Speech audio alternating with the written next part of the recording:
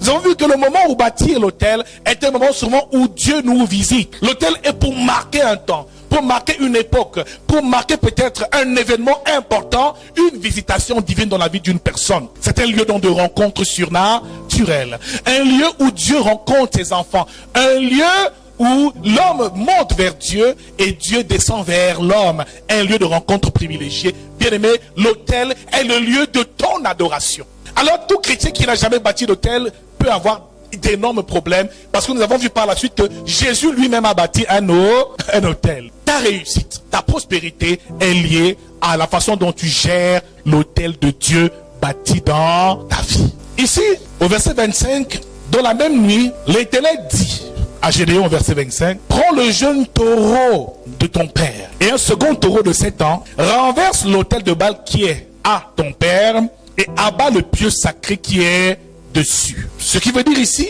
qu'avant de bâtir l'autel de Dieu, Gédéon devait renverser l'autel de la maison de son père. Bien-aimé dans le Seigneur, tu peux avoir tout le potentiel qu'il faut, mais tant que l'autel de la maison de ton père crie contre toi, malheureusement, tu peux ne pas entrer dans ton héritage et posséder tes possessions. Parfois, tu veux avancer, mais tu ressens comme s'il y a des liens qui te retiennent. Tu veux te déployer, mais tu ne sais pas quoi faire. Tu veux même parfois prier, mais tu sens qu'il y a une lourdeur. À chaque fois, tu avances avec Dieu, et à chaque fois, tu avances, à chaque fois, tu recules. Mon frère, c'est un signe qu'il y a des choses qui te retiennent. Vous avez vu comment David avait un fort esprit de séduction, un fort esprit d'immoralité sexuelle. Et bien, il est clair qu'il a pris Bathsheba, et Salomon, son fils, a eu 1000 femmes, 700 princesses et 300 concubines. Mon frère, cet esprit était très fort dans la vie de David. Et la Bible déclare que Salomon, son cœur a été détourné par ces femmes étrangères.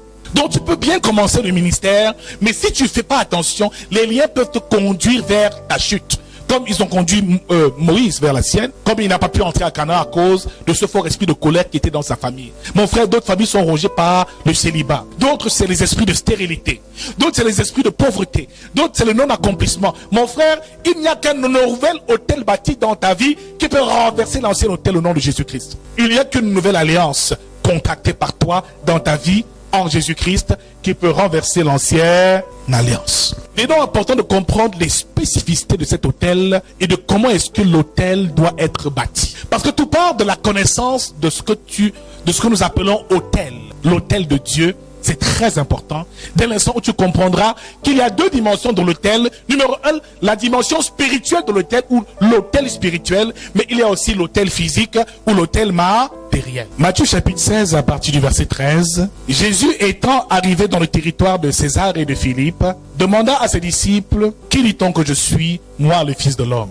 Et répondit, les uns disent que tu es Jean-Baptiste, les autres Élie, les autres Jérémie ou l'un des prophètes. Et vous, leur dit-il, qui dites-vous que je suis? Au verset 16, Simon-Pierre répondit, tu es le Christ, le Fils du Dieu vivant. Jésus, reprenant la parole, lui dit, tu es heureux, Simon, fils de Jonas, car ce ne sont pas la chair et le sang qui t'ont révélé cela, mais c'est mon Père qui est dans les cieux. Et moi je te dis, tu es Pierre, et que sur cette pierre je bâtirai mon église, et que les portes du séjour des morts ne prévaudront point contre elle.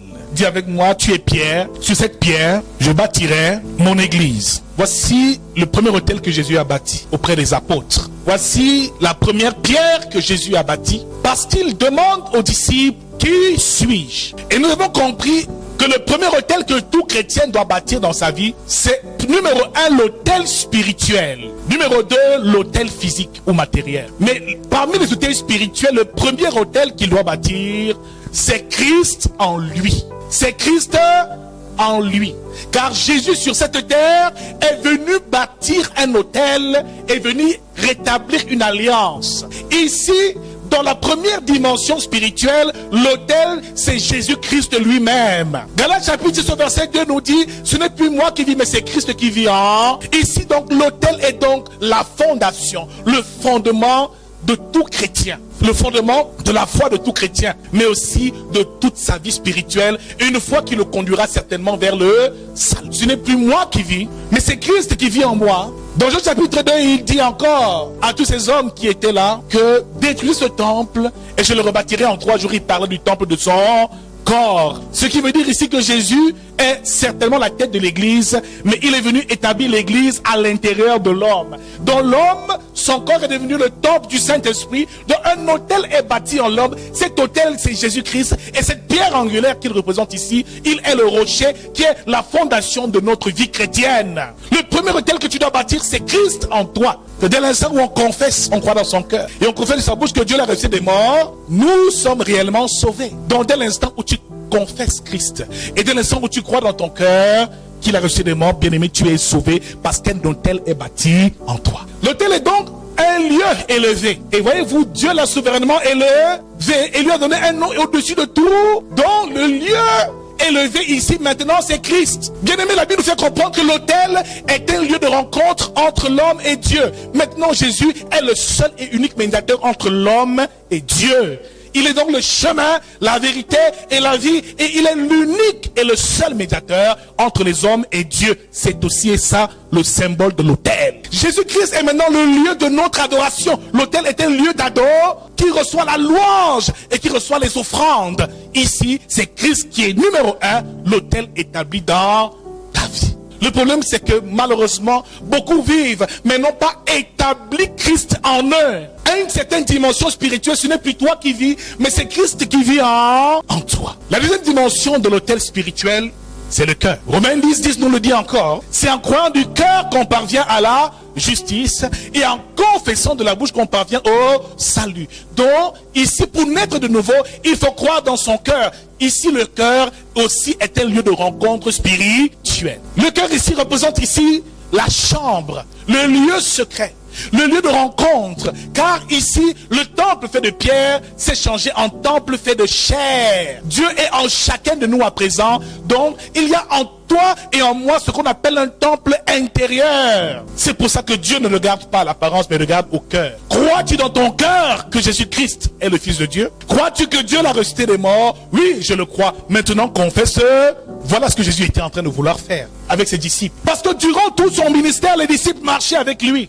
Mais en réalité, le problème, c'est que Jésus s'est rendu compte qu'il n'avait pas la révélation de qui il était. Mon frère, à un moment, quand tu marches avec les gens, un temps, arrête-toi et demande-toi un peu, qu'est-ce que ces gens pensent de toi? Parce que tout le monde suivait Jésus. Il allait de ville en ville, guérissait les malades, il faisait du bien. Mais en réalité, qu'est-ce qu'il pense de moi? Et Jésus voulait le savoir. Parce que le seul moyen de bâtir un autel dans ta vie, numéro 1, c'est de croire dans ton cœur et de le confesser. Mais malheureusement, aucun disciple ne l'avait déjà fait. Nous sommes en pleine révélation prophétique. Et ici, Jésus parle. Il parle ici. Qui dit-on que je suis, moi, le Fils de l'homme? Certains disent tu es Jean-Baptiste. D'autres disent tu es le prophète Élie. Tu es Jérémie. Ou tu es l'un des prophètes. Et vous, leur dit-il, qui dites-vous que je suis? Quand il a posé cette question, tous les disciples ont sorti les yeux. Personne n'a ouvert la bouche. Parce que quand il leur demande, que dit-on que je suis? Ils disent ce que les autres pensent. Mais eux, qu'est-ce qu'ils pensent réellement de lui? Personne n'a ouvert la bouche. Un seul a pris la parole. C'est la raison pour laquelle Jésus l'a établi. Ce n'était pas un hasard. Un seul en réalité est né de nouveau ce jour. Parce qu'il a cru dans son cœur, il a confessé de sa bouche. C'est pour ça qu'à l'instant, un autel a été bâti sur sa vie. À l'instant, un autel, il dit, tu es donc Pierre. Sur cette pierre, je bâtirai mon... Plus tard, il nous appelle des pierres vivantes. Il est donc la pierre angulaire que les bâtisseurs ont rejeté, la principale, et nous autres, nous nous greffons tout autour pour bâtir cette maison spirituelle. Simon répondit, tu es le Christ, le Fils du Dieu vivant. Jésus, reprenant la parole, lui dit, tu es heureux, Simon, fils de Jonas. Car ce ne sont pas la chair et le sang qui t'ont révélé cela, mais c'est mon Père qui est dans les cieux. La même Bible nous dit aussi que l'Esprit témoigne à notre esprit que nous sommes devenus enfants de Dieu. Bien aimé, le processus de la nouvelle naissance n'est pas un hasard. Ça passe de l'esprit à l'âme. Mais ce n'est ni ta chair, ni ton sang qui te fait confesser Christ. Ce qui veut dire qu'on ne naît pas de nouveau avec ses émotions. On ne naît pas de nouveau parce que les autres sont nés de nouveau. On ne naît pas de nouveau parce qu'on veut naître de nouveau. On est de nouveau parce que l'Esprit de Dieu, notre Père, a atteste que nous sommes nés de nouveau. Il lui dit, ce n'est pas la chair et le sang. Beaucoup disent, je suis né de nouveau, je suis né de nouveau. Mais bien aimé, tu es né de nouveau, mais aucun hôtel n'est bâti dans ta vie. Tu es encore pareil. Le problème, c'est la rencontre, la connexion qui s'est faite à ce moment-là. Simon répondit, tu es le Christ, le Fils du Dieu vivant. Ce qui veut dire qu'il a d'abord cru dans son cœur. Deuxièmement, il a confessé de sa bouche. Bien aimé, Pierre n'a rien fait d'autre que de naître de nouveau ce jour. C'était le jour de sa nouvelle naissance. Mais quand tu es de nouveau, la pierre est bâtie. La pierre est bâtie. L'autel est bâti. Christ est en toi. À présent, tu ne vis plus, mais c'est Christ qui vit. Parce que dès l'instant où tu le confesses, il vient s'établir dans ton homme intérieur. C'est qu'à ce moment-là qu'on dit que tu es né de nouveau. Tu es heureux, Simon, fils de Jonas, car ce ne sont pas la chair et le sang qui t'ont révélé cela. Mon frère, la nouvelle naissance n'a rien à voir avec la chair et le sang. On est de nouveau dans son esprit. Dans son esprit. Le jour où tu es de nouveau, c'est une révélation. C'est pas une affaire qu'on dit que je suis né de nouveau, point. Non. Il y a une révélation. Jésus reprenant la parole. Parce que Simon Pierre parlait, il ne savait même pas par quel esprit il parlait. Tout le monde s'est tu. Donc vous qui marchez avec moi depuis des années, vous ne savez même pas qui je suis. Mais quand Simon a parlé, ce n'était pas de lui-même, frère. On ne force pas quelqu'un à naître de nouveau, bien-aimé. Le jour où tu nais de nouveau, cela se ressent. Parce qu'une pierre est établie en toi. Un fondement nouveau agit dans ta vie. Christ prend possession et prend entièrement le contrôle de ta vie. Tu es heureux, Simon, fils de Jonas. Car ce ne sont pas la chair et le sang qui t'ont révélé cela, mais mon Père qui est dans les cieux. Ce qui veut dire que Jésus ici dit à Pierre que ce que tu sors de ta bouche là n'émane pas de toi-même. Ton corps, ta chair et ton sang ne peuvent rien. Si ce n'est pas l'Esprit de Dieu qui t'anime, tu ne pourras jamais réellement naître de nouveau. Il va donc par la suite au verset 18. Et moi je te le dis, tu es Pierre. Bien-aimé dans le Seigneur, faisons bien la différence. Et Jésus commence par Simon, fils de Jonas. Par la suite, il dit Pierre. Jésus connaissait parfaitement le mystère de la nouvelle naissance.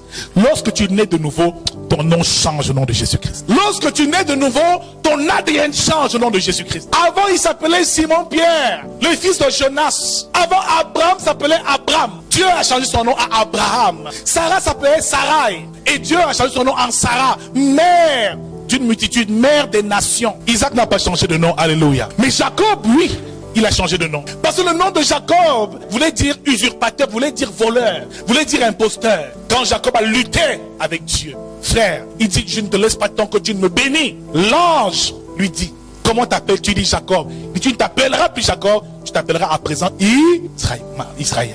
À l'instant où Pierre est né de nouveau, son nom même a changé. Son ADN a changé. Mon frère, parce que Jésus savait que si tu portais un mauvais nom, cela pouvait te nuire. Et les liens pouvaient te rattraper avec. Même ton nom à ce niveau devait changer. Dans le processus de la délivrance, du brisement des liens familiers, il faut, nous avons dit, briser et vider spirituellement les noms que nous portons, que les aïeux nous ont laissés, qui sont parfois liés à ces divinités païennes, à ces esprits familiers, des familles où on s'appelle lion, des familles où on s'appelle serpent, des familles multiples. En Afrique, ce n'était que ça, des idoles.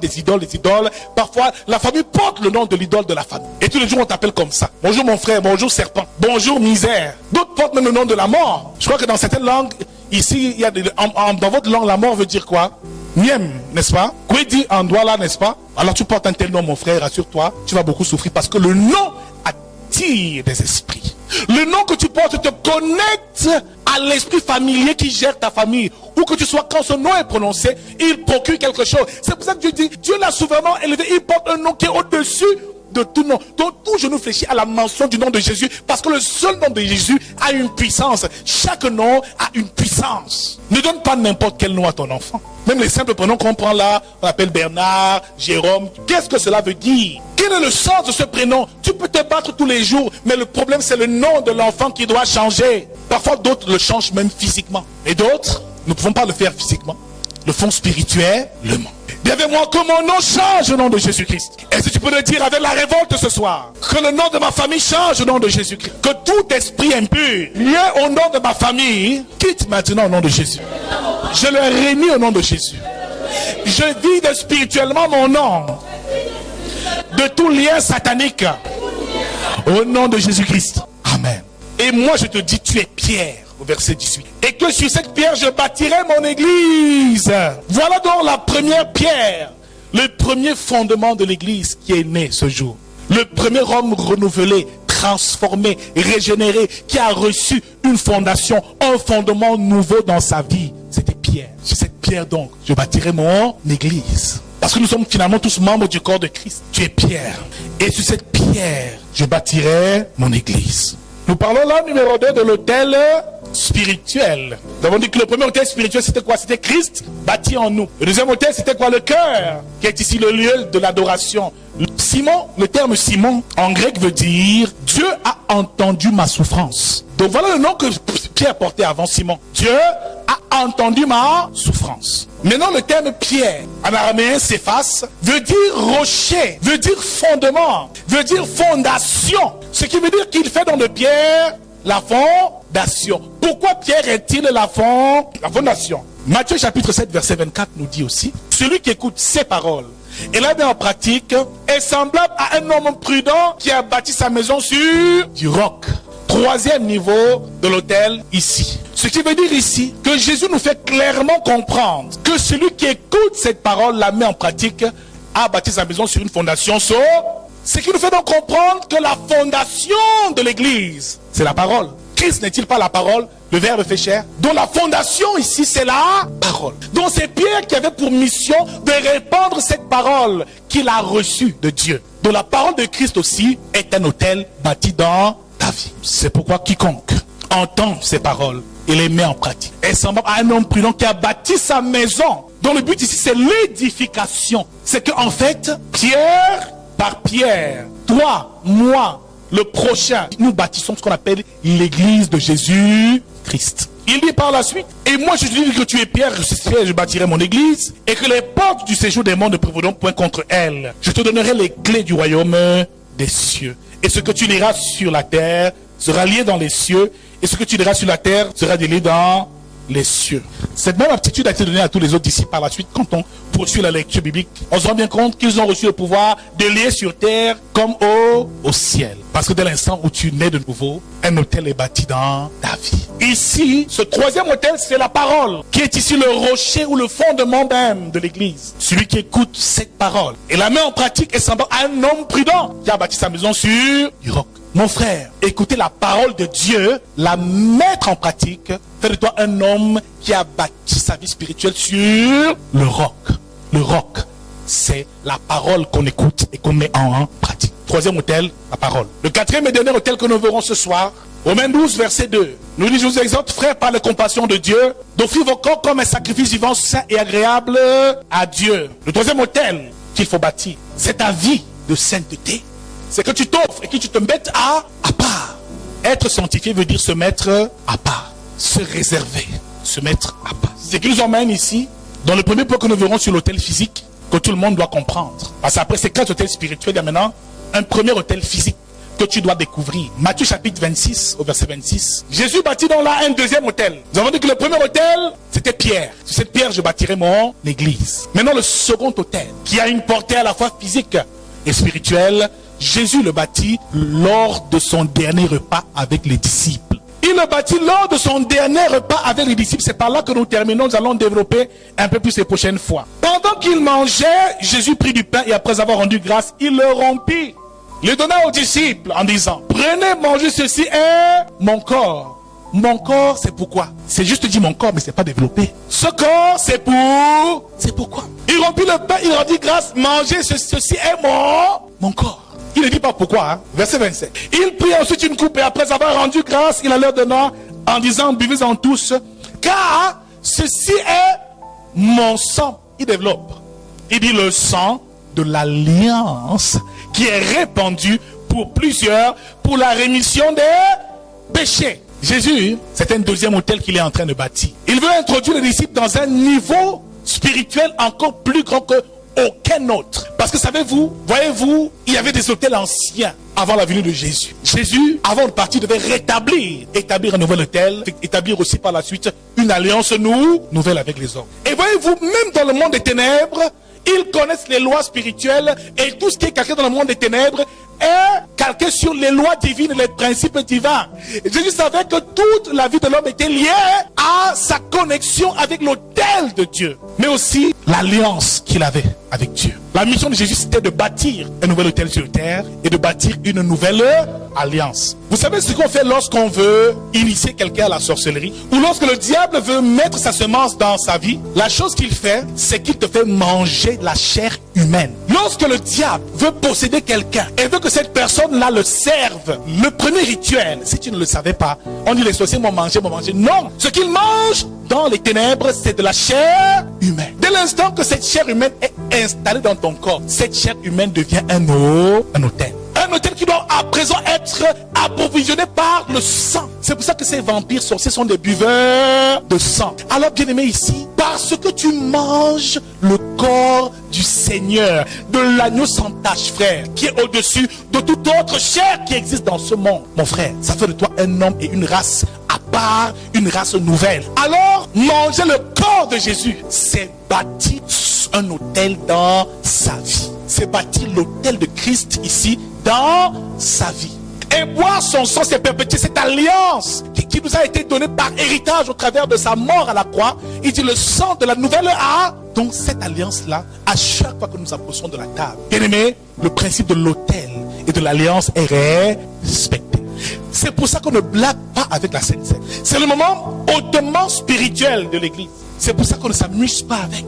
On n'y arrive pas n'importe comment. On ne s'y présente pas n'importe comment. C'est à ce moment-là que Christ vit en toi, bien-aimé. À chaque fois que nous nous réunissons à la table du Seigneur, c'est encore cet autel que nous renforçons et cette alliance que nous scellons davantage dans nos vies au nom de Jésus-Christ. C'est un autel. Quand quelqu'un viendra te manger dans les rêves, là, mon frère, il ne pourra pas parce que toi, sa chair est en toi, son corps est en toi et son sang est en toi parce que je t'abreuve de ce sang. Et tous ceux qui venaient disaient, mais c'est un cannibale. Beaucoup de disciples ont fui quand il leur a dit, ma chair est une nourriture et mon sang est un breuvage. Quiconque mange ma chair et boit mon sang à la vie éternelle et je le ressusciterai le dernier jour. C'était un scandale. Un scandale. Ils ont fui le nom.